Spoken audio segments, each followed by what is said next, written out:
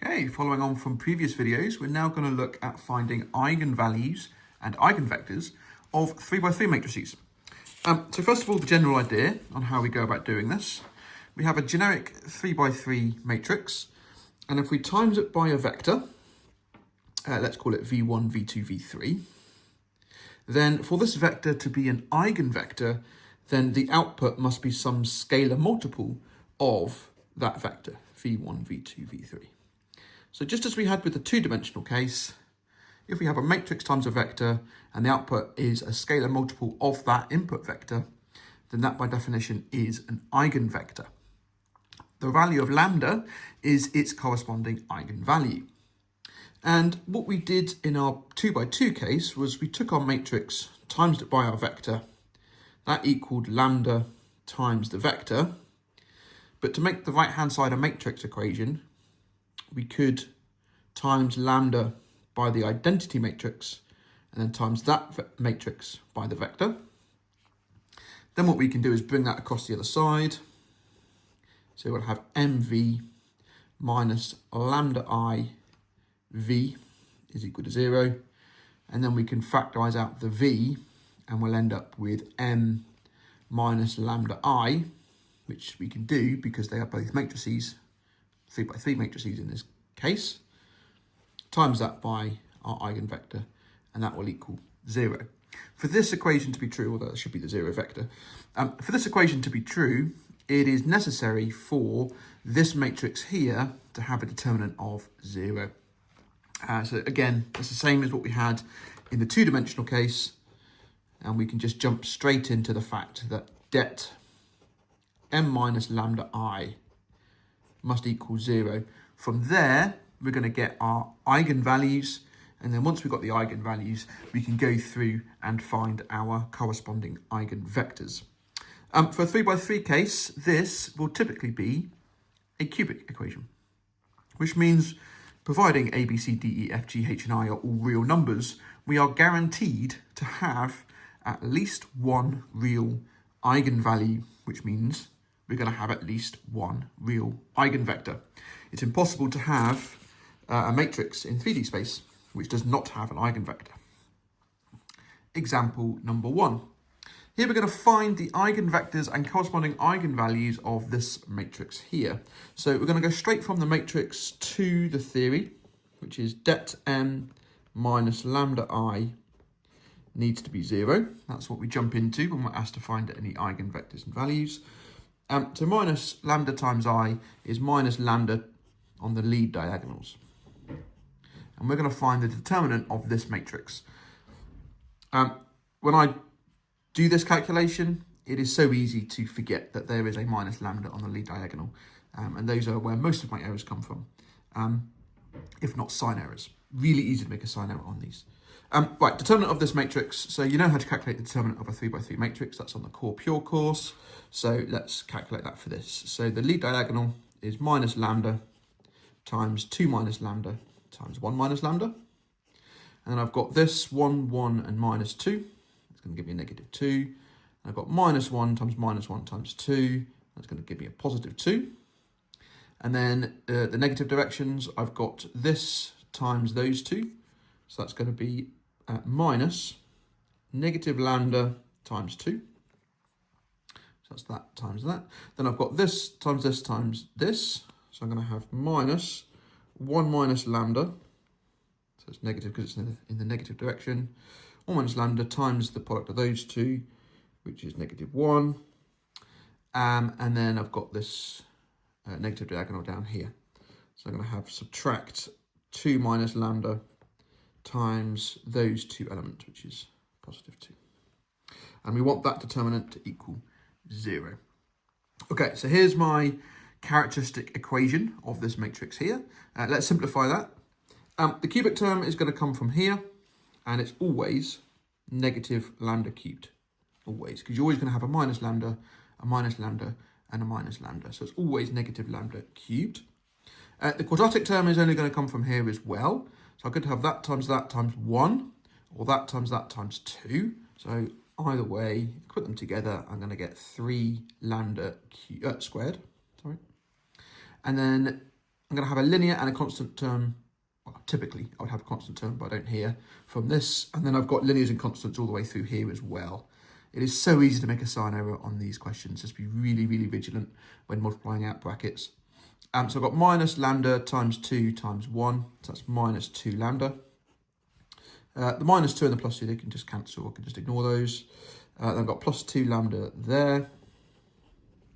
Here I've got minus 1 times minus 1, so that's plus 1.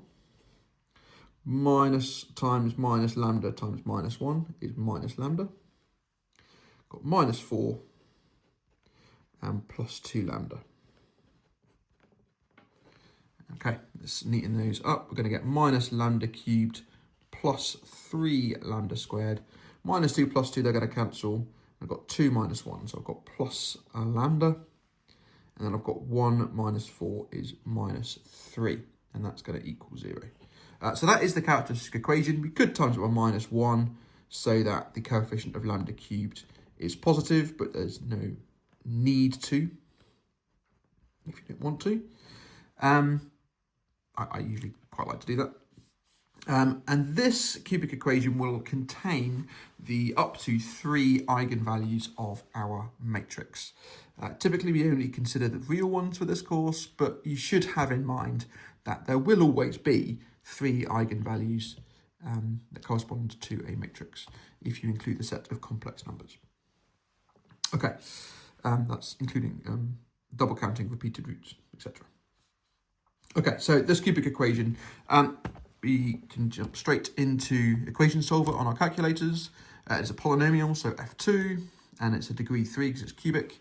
And then we can plug in our coefficients. So we've got 1 for the cubic, minus 3 for the quadratic, minus 1 for the linear, and 3 for the constant. And that'll give us our 3 roots. So we've got lambda values of 3, 1, and minus 1. So those are our 3 eigenvalues, 3 and plus or minus 1. Excellent. All right, now that we've got our eigenvalues, we now find our eigenvectors. Now, how do we find our eigenvectors? Well, we go back to the idea that m minus lambda I, that matrix multiplied by our eigenvector, is the 0 vector. Okay, so that was, again, done on the general theory on our previous page. The matrix times the eigenvector is equal to the 0 vector. And we do that in each of these 3 cases. So let's consider lambda is 3 first, and we'll go from there. So back to our matrix, plugging in lambda is 3, we're going to get minus 3, 1, minus 1, minus 1, minus 1, 1, minus 2, 2, minus 2. And that times by our vector, x, y, z, is going to equal the 0 vector, which in this case is 0, 0, 0.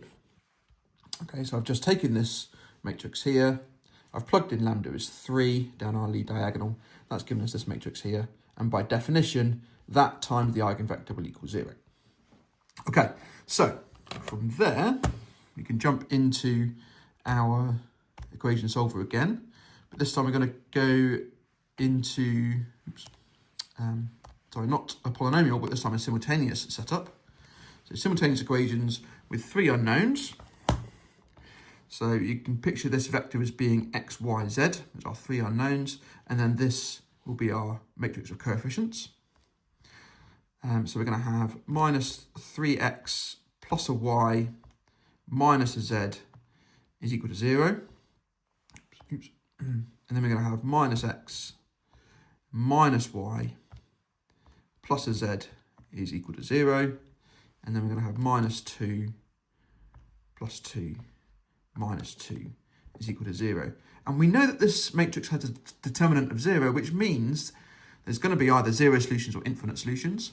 However, we know there's infinite solutions because we can clearly see that the 0 vector is a solution. So we're expecting infinite solutions, which the calculator does tell us there are infinite solutions. And then it gives us a form of what those solutions might look like. So it's defined z as anything, and then it's defined y and x in terms of that anything, okay, in this case. So in this case, z can be anything, y is the same value as the z, and x is 0. So the obvious choice would be to choose that z is 1, and we end up with 0, 1, 1 as our eigenvector. Any multiple, any non-zero multiple of this vector is also a correct answer, but that would be the kind of the most basic one that you can have. And we just repeat that process for the other two eigenvalues. So if I plug in now eigenvalue lambda is 1 instead of lambda is 3, then essentially it's the same matrix, but I'm going to add 2 to our lead diagonal elements from this one. Because instead of subtracting 3, I'm subtracting 1. So it's going to be minus 1, 1, minus 1, minus 1, 1, 1, minus 2, 2, and 0. That times our second eigenvector is again equal to our 0 vector. Which means when you come to the calculator to calculate this, if you push exit, all you need to do is change the element here, here, and here, and that will give you the new setup. So that was a minus 1, that was a positive 1, and that was a 0. There should be infinite solutions. Okay, that's your check. And in this case, we can see that z, it has to be 0, which means the calculator has defined y to be anything, and then it's given us x in terms of y. So the eigenvector for this one is 1, 1, 0. You can choose any number for y, and then that will give you the eigenvector. Okay. All right, and finally, lambda is minus 1, so we're going to add 2 again to all of our lead diagonal elements. So minus 1 plus 2 will give you 1. That's going to be a 3. And that's going to be a 2. And then that's times our eigenvector. Again, equals our 0 vector. So that's plugging in lambda as minus 1 into here, but we can see that it only affects the lead diagonal elements from the previous cases. All the other 6 elements will always be the same. Back to our calculator. Changing that to a positive 1, changing that to a 3, changing that to a 2. Again, infinitely many solutions just to check your answer. And we can see again, z has been defined, and we can choose anything for z. So we'll end up with 1, 0, 1. And that is our eigenvector. So the corresponding eigenvectors are here for those eigenvalues. And that answers the question. That's example number 1. Okay. All right, example number 2. This time, instead of having a matrix of numbers, we have a matrix of 8 numbers and 1 unknown, but we're given an information point about this matrix. It's got an eigenvalue of 2. So we can use that to find the value of k, which we're going to do. And then the rest of the question is very similar to the question we just did. Okay, find the other 2 eigenvalues and then find the corresponding eigenvectors. So for this question, we're going to, again, subtract lambda down our lead diagonal. So minus lambda, minus lambda, minus lambda. Calculate the determinant of this matrix. Set it equal to 0. And then we can plug in lambda is 2 into that cubic, and that will give us a linear equation for k, which we can go ahead and solve. So the determinant of this is going to be the lead diagonal, so 4 minus lambda times k minus lambda times minus 2 minus lambda, plus that times that times that. So that's 2 negatives, so it's going to be positive altogether, 28. And then we've got that times that times that, so that's positive, positive, negative. So that is 1 negative, so it's negative altogether. 12 times 7, which is 84. So those are the 3 in the positive direction. In the negative direction, so going that way, we're going to have 4 minus lambda times those 2. So minus 4 minus lambda times positive 14. Then we're going to do, let's do this one. It doesn't really matter which order you do it in. So we're going to do minus k minus lambda times negative 28. Okay, so that's this non-lead diagonal down here. And then finally, we've got those 3 terms, which are going to be minus 2 minus lambda multiplied by 6. And we want that to equal 0. Okay, that's our characteristic equation of the matrix. Okay, right, let's tidy that up. Again, we're going to get the minus lambda cubed, which is always going to be the case for these calculations. The quadratic term is only going to come from here. So we're going to have minus 2 plus 4, so that's plus 2. And then we've also got this k times the 2 negative lambdas, so 2 plus k lambda squared. Then we're going to have linear terms from here, here, here, and here. So it's 4 linear terms. Let's do them all together. Whatever. So the linear term from here, we're going to have, well, they're all going to have a minus lambda. And it's going to be the product of the pairs. So we've got 4k. We're going to have minus 2k. And we're going to have minus 8. Okay, and then we've got other lambda terms. So we're going to get minus times a minus is positive, so that's 14 from that term. Over here, the lambda term, we're going to get positive negative 28. And then from here, we're going to get positive 6. That's also lambdas.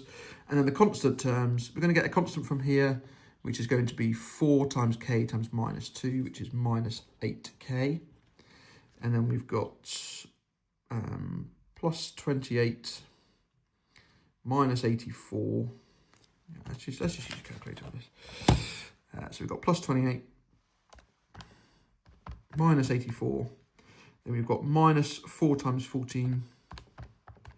Then we've got, we'll come back to the k. Then we've got that times that, which is going to be plus 12. So that gives us minus 100.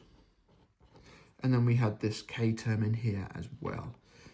So that's negative k times negative 28, which is positive 28k. Okay. Right, last little bit of tidying up. We are going to get then that this is lambda cubed minus 2 plus k times lambda squared. So I'm times by minus 1 as well. Then we've got the lambda terms. We've got 4k minus 2k is 2k, minus 2k, nothing over there, so that's plus 2k.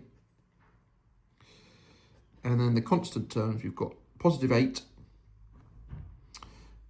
plus 20, which is 14 plus 6, so that's 28, minus 28, that's 0. So there's no, nothing else, it's just the 2k lambda. And then the constant terms at the end, I've got minus 100.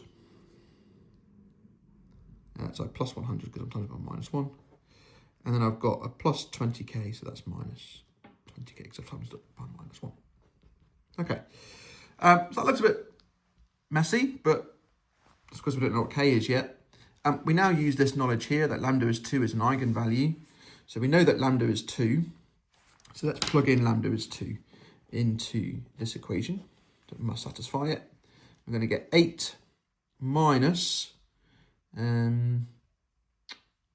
let's do it as 4 into 2 plus k, plus 4k, because lambda is 2, plus 100 minus 20k is equal to 0. That's a linear equation in k. So we're going to get minus 4k plus 4k, they're going to cancel out. So I'm just left with 20k, which I can push to the right-hand side. And I've got the 8 minus 8, which cancels. So I've got 100 on the left-hand side. So that gives me that k is 5. Okay. Now that I've got k is 5, I can go back to this with that value of k. So that tells me that lambda cubed minus 7 lambda squared plus 10 lambda. Lambda's k is 5, so that's actually 0 now. That is my characteristic equation. And when I go ahead and solve that, I will get obviously 0. We know 5 is we know 2 is an eigenvalue, and the other one is 5. Yeah, because the sum of the roots is positive 7. Okay, right, 0, 2, and 5. Right, and now we take those 3 eigenvalues and we calculate the corresponding eigenvectors. So part C, sorry, that was part B. And that was part A. Okay, yeah, part C, find the corresponding eigenvectors. All right, so we're going to take each of these eigenvalues, plug them into our matrix up here, times it by our unknown vector equals 0. So plugging in lambda equals 0, that's going to give me 4, 2, 4, 3, k, which we know is now 5, minus 2, minus 7, minus 7, minus 2, times that by our vector, and that's going to equal the 0 vector. And we go to equation solver. It's simultaneous equations with 3 unknowns, and we're going to punch in this matrix here. So 4, 2, 4, oops, 4, 2, 4, 3, 5, minus 2, and then minus 7, minus 7, minus 2. Infinite solutions, which is good because that's what we expect for an eigenvector. And we can see that again, the calculator's defined z as anything and then given x and y in terms of z. You could, of course, use just the coefficients, so minus 12 sevenths, 10 sevenths, and 1. But because they're all in sevenths, it makes sense to choose z to be 7. If we choose z to be 7, then we'll get 7 down there in our z coordinate, but then we'll get 10 for our y coordinate and minus 12 for our x coordinate. And that just looks a bit better because then everything is an integer. Don't forget, for an eigenvector, it's the direction that we care about, not its actual size. Okay, and then if we plug in lambda is 2, which was our next eigenvalue, I'm just going to put m with lambda is 2. Well, m minus 2i, let's do that, times v is equal to 0, just so we can see what we're calculating. But on the calculator, I'm just going to subtract 2 from my lead diagonal. Again, it should be infinite solutions, which confirms that you've typed it incorrectly.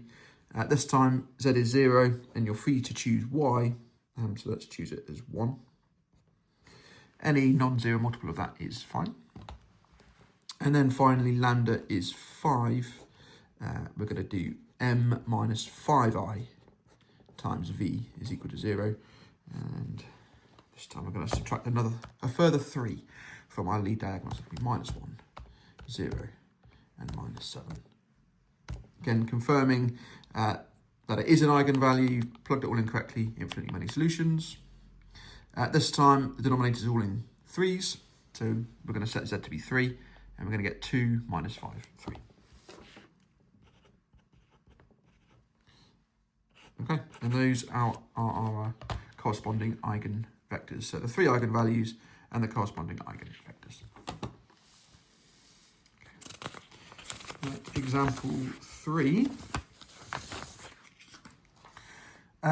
This one's a bit of a quicker example. Show that this vector is an eigenvector of this matrix and state the corresponding eigenvalue.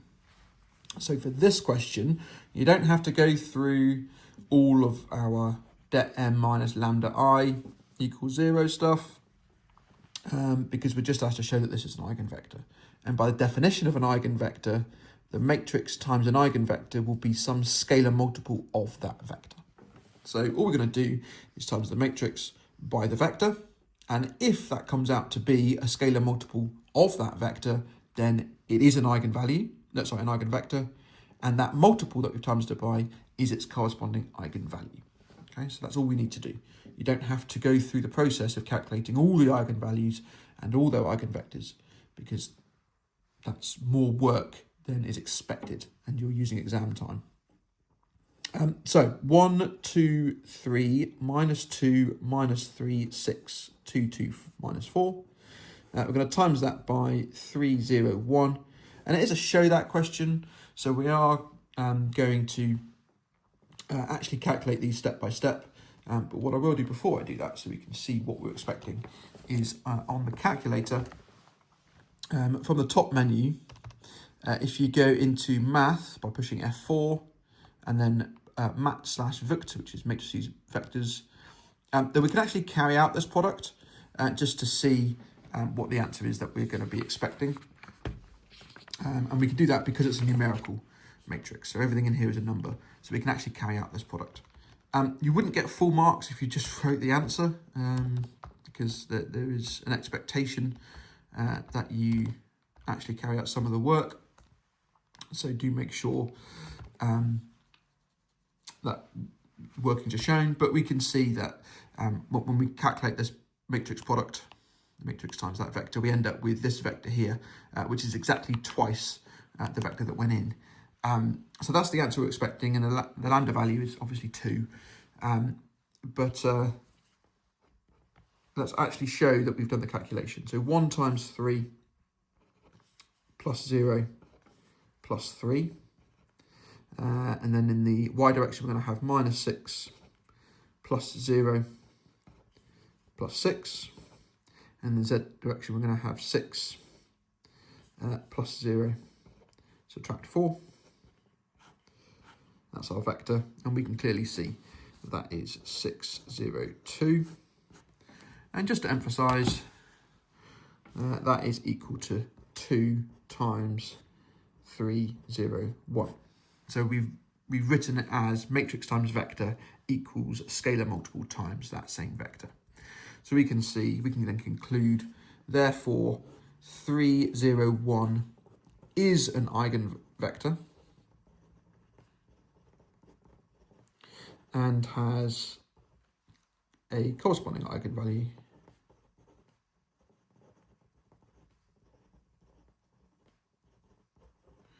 of 2.